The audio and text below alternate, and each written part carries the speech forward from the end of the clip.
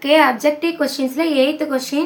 The area of the trapezium if the parallel sides are measuring 8 cm and 10 cm, height 5 cm is. என்ன கண்டுபிடிக்கணும், ட்ரெபேசியத்தோட area கண்டுபிடிக்கணும். அதுக்கு parallel sides என்னென்ன கொடுத்துருக்காங்கன்னு எழுதிக்கலாம். A is equal to 8 cm, B is equal to 10 cm, height எவ்வளோ கொடுத்துருக்கு, H is equal to 5 cm.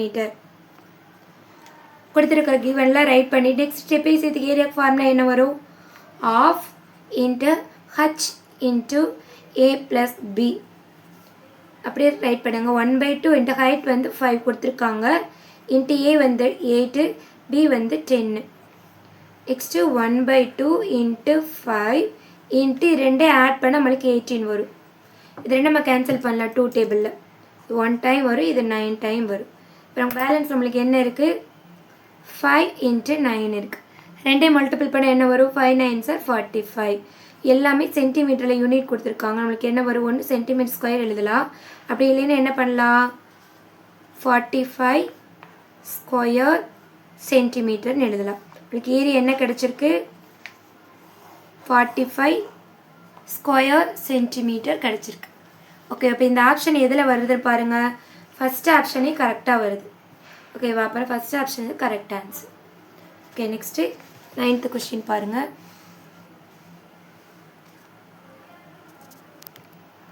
Okay, 9th question.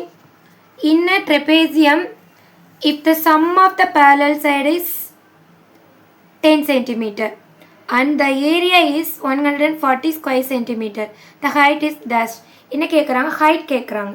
இப்போ என்னென்ன கொடுத்துருக்காங்கன்னு முதல்ல நம்ம ரைட் பண்ணிக்கலாம். இப்போ sum of the parallel sides, அது parallel sides ஏபின்னு எடுத்துக்கோமா. இப்போ ஏபின்னா ரெண்டு சம்முன்னு என்ன சம்முன்னு கொடுத்துருக்காங்க, அப்படின்னா ஆட் பண்ணணும்.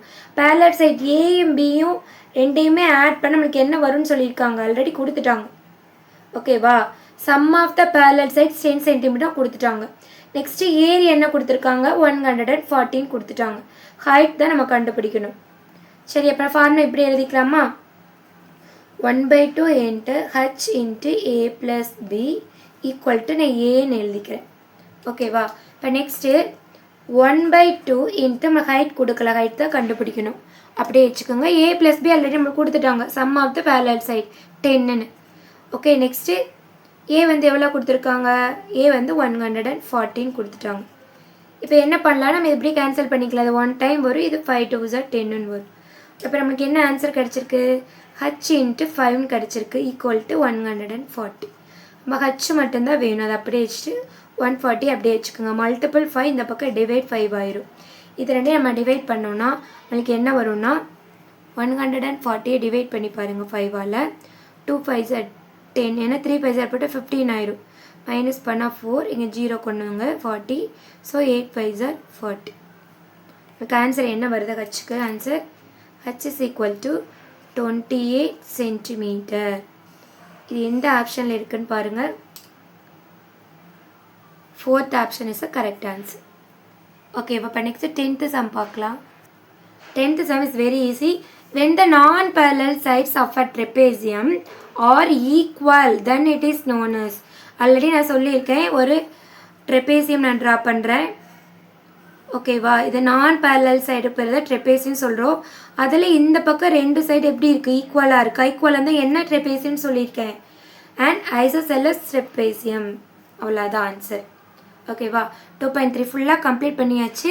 உங்களுக்கு ஏதாவது டவுட்னு எனக்கு கமெண்ட்ஸை சொல்லுங்கள், நான் நெக்ஸ்ட் வீடியோவில் வந்து அப்லோட் பண்ணுறேன்.